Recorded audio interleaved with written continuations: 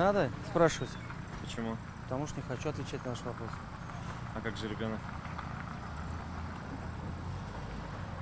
Одни молчат, другие отворачиваются от камеры. А вот не оплатить штраф за перевозку ребенка без кресла вряд ли удастся. Вот сегодня первый раз так вот, если не поверить, вот первый раз сегодня. Кресло в багажнике.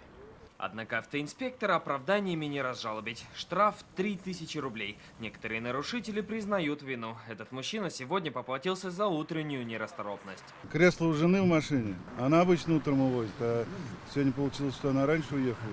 Мне пришлось везти.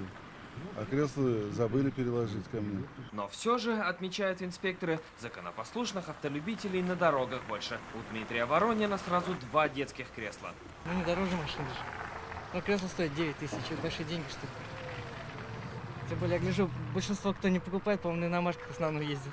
Сотрудники ГИБДД вышли на дорогу не случайно. Скоро школьные каникулы, да и статистика тревожная. Только в Казани с начала года произошло около 30 ДТП с участием детей. Виновными данных дорожно-транспортных происшествий являются водитель, не уступивший дорогу пешеходу ребенку, либо спровоцировавший данное дорожно-транспортное происшествие путем выезда на запрещающий сигнал светофора. Только за неполный час работы сегодня инспекторы поймали 3 нарушителей. Но штрафные санкции, когда речь идет о детях, далеко не самое важное.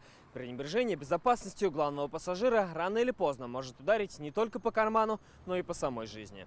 Салават Мухаммадуллин, Ильшат Мухаметов, ТНВ, Казань.